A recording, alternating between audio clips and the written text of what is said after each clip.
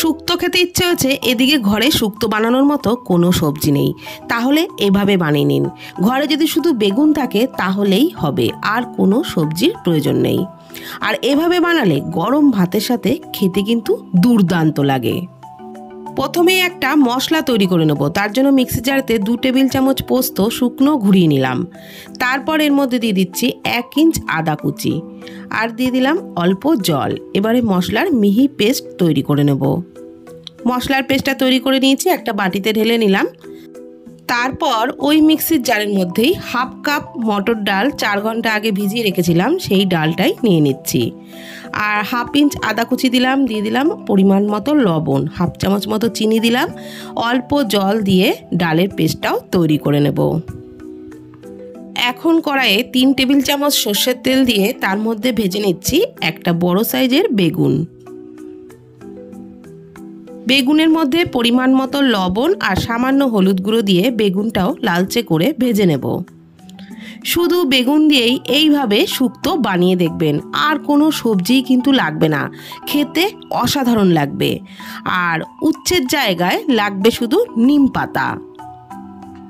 নিম পাতা তো গরমে খাওয়া খুবই ভালো, আর যারা নিম পাতা খেতে চায় না তাদেরও যদি এইভাবে শুক্তোর মধ্যে নিম পাতা দিয়ে বানিয়ে দেওয়া হয় তাহলে কিন্তু তারাও একদম চেটে পুটে খাবে।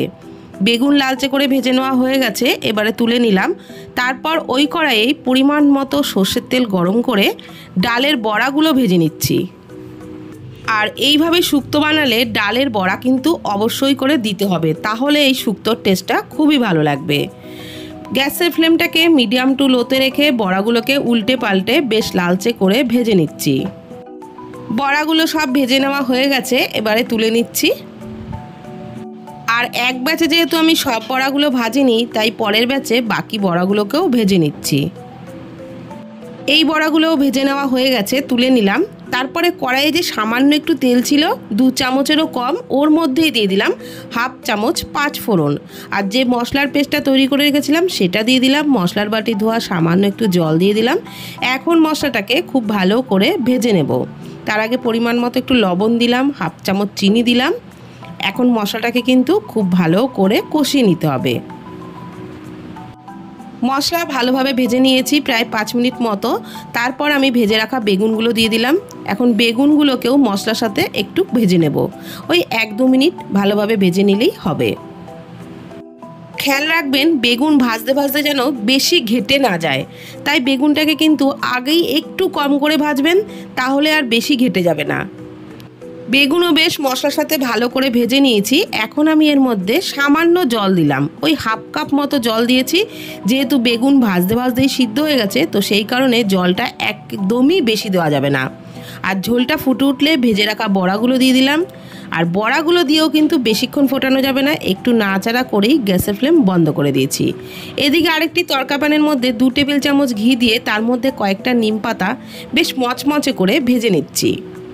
নিম পাতাগুলো বেশ মচমচে করে ভেজে নেওয়া হয়ে গেলে ওই শুক্তোর মধ্যে নিম পাতাগুলো ঢেলে দেব। আর ঢালার সময় গ্যাসের ফ্লেমটাকে একটু অন করে দিয়েছিলাম। মিশিয়ে নেওয়া হয়ে গেলেই সাথে সাথে গ্যাসের ফ্লেম বন্ধ করে দিয়েছি। এখন কিন্তু এই বেগুন শুক্তো একদম রেডি। আপনারা চাইলে নামানোর আগে একটু ঘি ছড়িয়ে দিতে পারেন, আমি আর দিলাম না, যেহেতু নিম পাতাগুলো ঘি দিয়েই ভেজে নিয়েছি, তো সেই কারণে আর ঘি দিলাম না। গরম গরম ভাতের সাথে এইভাবে শুধুমাত্র বেগুন আর নিম পাতা দিয়ে শুক্তো বানিয়ে পরিবেশন করে দেখবেন, খেতে অসাধারণ লাগবে, আর কোনো সবজিরই প্রয়োজন হবে না। আর ভিডিওটি ভালো লাগলে প্লিজ কমেন্টের মাধ্যমে জানাবেন। ফেসবুক থেকে দেখে থাকলে পেজটি ফলো করে নেওয়ার অনুরোধ রইল। ইউটিউব থেকে দেখলে চ্যানেলটি প্লিজ সাবস্ক্রাইব করে দেবেন। আজকের মতো এই পর্যন্ত। ভালো থাকবেন, সুস্থ থাকবেন, ধন্যবাদ।